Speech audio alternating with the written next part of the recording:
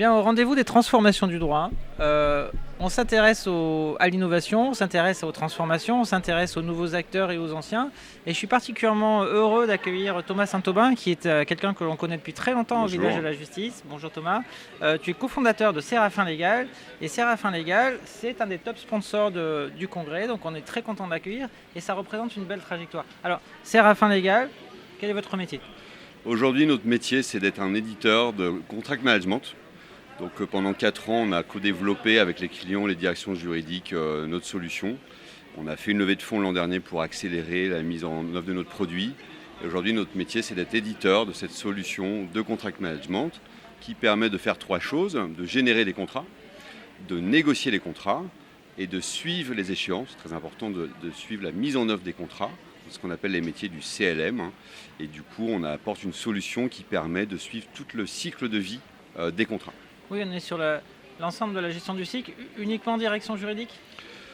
On a surtout travaillé avec les directions juridiques. Sur le contrat, ça pourrait être des avocats. Tout à fait. On ne cible pas les avocats aujourd'hui. On a certains avocats avec les mouvements du marché sur les alternatives legal services qui commencent à vouloir intégrer des offres de contract management vers leurs clients.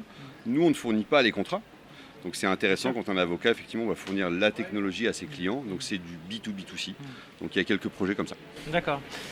Quel a été votre choix de participer à ce salon et d'y prendre une place forte, puisque parmi les top sponsors, ça veut dire que c'est un choix structurant, de dire on est là et on va aider les visiteurs. Alors qu'est-ce qui a présidé à ce choix de Déjà un coup de cœur parce qu'au dernier salon, on a vu le trophée de la Legal Tech à plus fort potentiel et ça nous a vachement aidé pour notre levée de fonds. Et puis parce que nous, on est très rare sur les salons. Chez Séraphin, on n'avait pas de sales, de marketing jusqu'à récemment. On a toujours fait cette façon client et le bouche à oreille. Et là, en fait, on est très fiers de notre produit. On a beaucoup travaillé depuis 4 ans dessus. Nos clients sont très, très satisfaits. Et on avait envie de marquer le coup, de dire voilà, maintenant Séraphin est là, il a son produit. Et il est temps de le montrer, de montrer des choses. Et le montrer, d'être transparent sur le pricing, de montrer des références. Et aussi de faire évoluer l'image de Séraphin, qui a fait beaucoup de choses à ses débuts. Qui a essayé de répondre, on a essayé d'être tout de suite rentable, ce qu'on a fait, et on a essayé de répondre à tous les besoins du marché, mais à un moment, il faut aussi choisir son métier. On a choisi le nôtre, là où on était peut-être plutôt pas mal, et moi, personnellement, j'adore ce métier d'éditeur de contract management.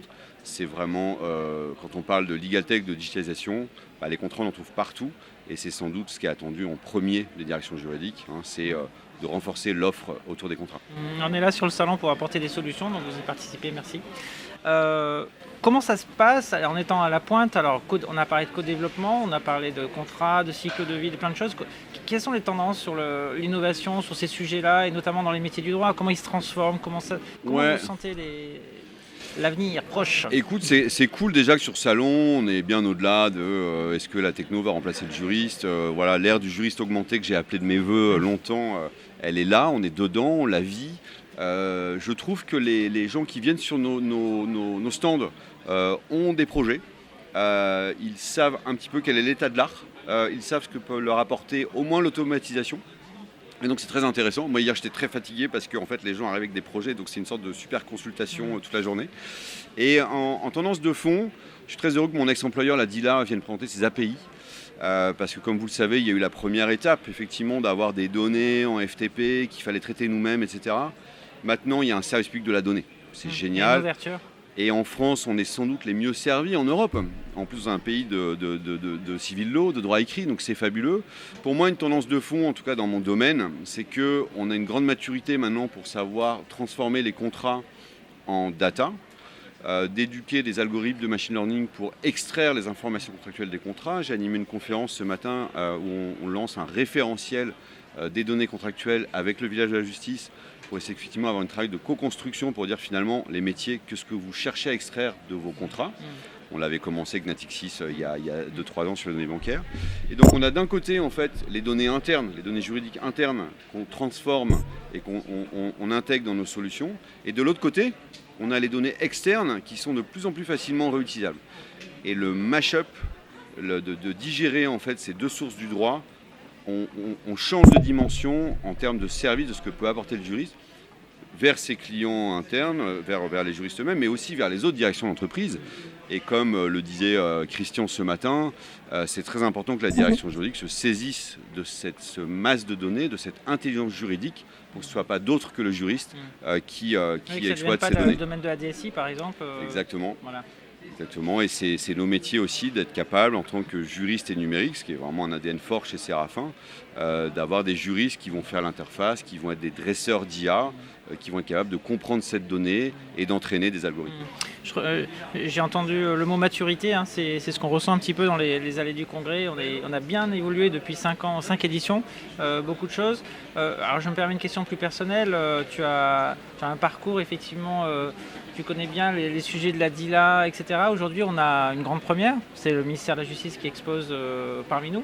Est-ce que c'est une nouvelle ère pour l'écosystème du droit, rencontrer les acteurs privés et publics, de la transformation qui se trouvent tous ensemble? Est-ce que c'est un symbole? Comment tu vois les choses? J'y ai beaucoup cru, je pense que oui, c'est génial d'avoir la chancellerie. Avant la DILA, j'étais à la chancellerie, j'ai passé 10 ans. J'ai été un petit peu déçu parce qu'au moment du début du dernier quinquennat, en fait, on avait quand même récupéré plus de 600 millions d'euros pour la digitalisation de la justice. L'écosystème n'en a pas profité.